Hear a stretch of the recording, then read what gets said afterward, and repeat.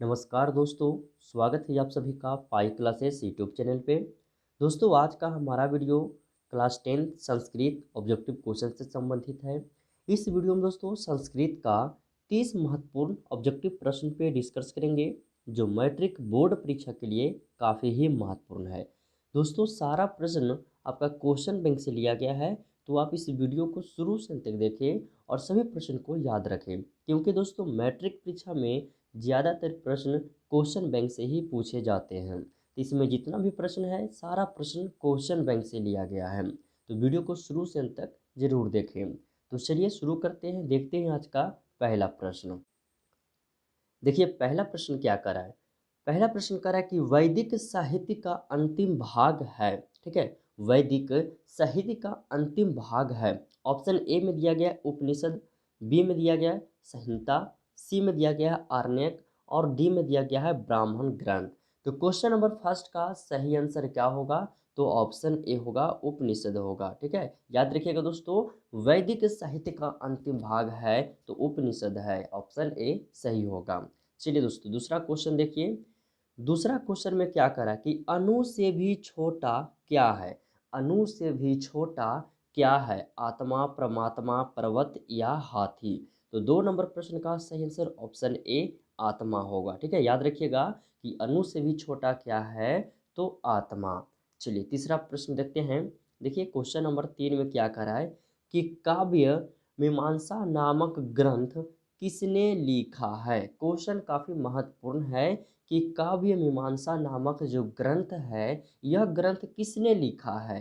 तो question number 3 का सही आंसर हो जाएगा राजशेखर, ऑप्शन सी। यह सब प्रश्न काफ़ी महत्वपूर्ण प्रश्न है, तो सभी लोग आप याद रखिएगा। चलिए क्वेश्चन नंबर 4 देखिए। देखिए क्वेश्चन नंबर 4 क्या कर रहा है कि पाटलिपुत्र किस नदी के किनारे अवस्थित है? इसे वीवीआई लगाइए। यह परीक्षा में तो पूछा ही है, लेकिन एक दो बार नहीं बल्कि कई बार पूछा गया है कि पाटलिपुत्र जो है यह किस नदी के किनारे है? तो गंगा नदी के किनारे, यानी इसका सही आंसर हो जाएगा ऑप्शन बी। सभी लोग को याद होगा यह प्रश्न, क्योंकि यह प्रश्न वीवीआई है। ठीक है, सभी आप लोगों को टीचर भी बताए होंगे और एग्जाम में कई बार पूछा होगा, तो क्वेश्चन बैंक पढ़े होंगे तो आप सभी को पता होगा। चलिए क्वेश्चन नंबर 5 देखते हैं। क्वेश्चन नंबर 5 में क्या करें? करें कि विधापति कौन थे? विधापति कौन थे? ऑप्शन पढ़िए। ए में है मैथिली कवि, ऑप्शन बी है मगही कवि, सी है आंगल कवि और डी है भोजपुरी कवि। तो क्वेश्चन नंबर 5 का सही आंसर हो जाएगा ऑप्शन ए मैथिली कवि होगा। ठीक है, चलिए अगला क्वेश्चन देखिए। Question number 6। क्वेश्चन नंबर 6 में करा कि पाटलिपुत्र में किस महापुरुष की जन्म स्थली है? पाटलिपुत्र जो है वह किस महापुरुष की जन्म स्थान है? ऑप्शन है मौर्य वंश की, मुगल वंश की, परमार वंश की और कोई नहीं। तो क्वेश्चन नंबर 6 का सही आंसर हो जाएगा ऑप्शन ए मौर्य वंश की। यह प्रश्न काफी महत्वपूर्ण है दोस्तों, मैट्रिक परीक्षा में कई बार पूछा गया है, तो 6 नंबर प्रश्न का सही आंसर याद रखें। 7 नंबर प्रश्न देखिए क्या कर रहा है कि चंद्रगुप्त किस वंश का संस्थापक है? यह भी क्वेश्चन काफी महत्वपूर्ण है कि चंद्रगुप्त किस वंश का संस्थापक है? तो मौर्य वंश, यानी ऑप्शन ए सही होगा। यह सब प्रश्न काफी महत्वपूर्ण प्रश्न है, तो सभी लोग याद रखिएगा। चलिए 7 नंबर प्रश्न हो गया। 8 नंबर प्रश्न देखिए, करा कि सिखों के 10वें गुरु कौन थे? ऑप्शन ए है गुरु गोविंद सिंह, अर्जुन देव, गुरु नानक और ऑप्शन डी है इनमें से कोई नहीं। तो क्वेश्चन नंबर 8 का सही आंसर ऑप्शन ए हो जाएगा गुरु गोविंद सिंह। आप सभी लोग दोस्तों टोटल इसमें 30 प्रश्न पे हम डिस्कस करेंगे, तो आप सभी लोग 30 में से कितना सही करते हैं आप हमें कमेंट बॉक्स के माध्यम से बताइएगा। ठीक है, चलिए क्वेश्चन नंबर 9 देखिए। क्वेश्चन नंबर 9 में क्या करा कि किस काल में पटना का नाम पाटलिग्राम था? ठीक है, किस काल में? बुद्ध काल में, महावीर काल में, अशोक काल में या ऑप्शन डी है ये कोई इनमें से कोई नहीं। तो क्वेश्चन नंबर 9 का सही आंसर ऑप्शन ए बुद्ध काल में पटना का नाम पाटलिग्राम था। ठीक है, चलिए अगला क्वेश्चन देखिएगा। Question number 10। क्वेश्चन नंबर 10 में क्या कराए कि मेगास्थनीज, मेगास्थनीज का अस्तित्व। ठीक है, मेगास्थनीज का अस्तित्व। तो ऑप्शन ए है राजा, बी है विधान, सी है राजदूता और डी है इनमें से सभी। तो क्वेश्चन नंबर 10 का सही आंसर क्या होगा? तो ऑप्शन सी राजदूता। और ये भी प्रश्न मैट्रिक परीक्षा में पूछा गया, ठीक है, तो इसे भी याद रखिएगा। चलिए, क्योंकि सारा तो इसमें क्वेश्चन बैंक से ही लिया गया है, तो सारा प्रश्न ही आपका मैट्रिक परीक्षा में पूछा गया, लेकिन कुछ ऐसे भी क्वेश्चन हैं जो मैट्रिक परीक्षा में एक दो बार नहीं बल्कि कई बार पूछा गया है, ठीक है। 11 नंबर प्रश्न क्या करा कि पाटलिपुत्र का नामांतरण क्या है। क्वेश्चन काफी महत्वपूर्ण है, पाटलिपुत्र का नामांतरण क्या है। तो क्वेश्चन नंबर 11 का सही आंसर ऑप्शन डी जो हो जाएगा, सॉरी, क्वेश्चन नंबर 11 का सही आंसर जो होगा वो कुसुमपुर होगा। ऑप्शन डी इसका सही आंसर होगा, ठीक है। पाटलिपुत्र का नामांतरण क्या है, तो कुसुमपुर, ऑप्शन डी। चलिए अगला question, question number 12। Question number 12 में देखिए क्या कर रहा है, ठीक है। कह रहा है कि पाटलिपुत्र पटना के नाम से कब से प्रसिद्ध हुआ। पाटलिपुत्र जो है पटना के नाम से कब से प्रसिद्ध हुआ, ठीक है। मुगल वंश में हुआ था, गुप्त वंश में हुआ था, या मध्यकाल में हुआ था, या जिस समय अंग्रेजों ने भारत पे शासन किया था क्या उस समय प्रसिद्ध हुआ था। तो क्वेश्चन नंबर 12 का सही आंसर होगा मध्यकाल में, यानी इसका सही आंसर ऑप्शन डी हो जाएगा। चलिए आगे देखिए, सॉरी, क्वेश्चन 12 का सी हो जाएगा जी, डी नहीं। चलिए क्वेश्चन नंबर 13 देखिए। क्वेश्चन नंबर 13 में क्या करा है, ठीक है।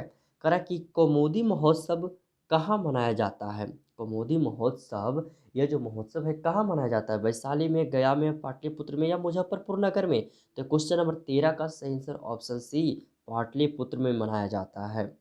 अगला क्वेश्चन देखिएगा, 14 नंबर प्रश्न। 14 नंबर प्रश्न क्या करा कि आलस्य कथा के रचयिता कौन है। आलस्य कथा के रचयिता यानी कि आलस्य कथा के लेखक कौन है। कालिदास है क्या, विद्यापति है, विष्णु शर्मा, या नारायण पंडित। तो 14 नंबर प्रश्न का सही आंसर हो जाएगा ऑप्शन बी विद्यापति। देखिए क्वेश्चन नंबर 15 में क्या करा है कि वीरेश्वर कौन था। ये भी क्वेश्चन काफी महत्वपूर्ण प्रश्न है, ठीक है, कि वीरेश्वर कौन था। तो इसका सही आंसर होगा मिथिला का मंत्री, ऑप्शन बी, ठीक है। याद रखिएगा दोस्तों कि वीरेश्वर कौन था, तो मिथिला का मंत्री था। चलिए अगला क्वेश्चन देखते हैं। देखिए 16 नंबर प्रश्न। देखिए 16 नंबर प्रश्न में क्या करा है कि आलसियों को अन्न और वस्त्र देते थे।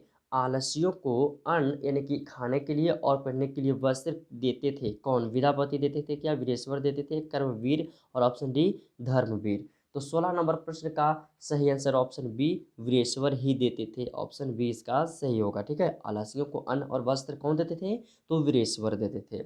चलिए 17 नंबर प्रश्न देखिए।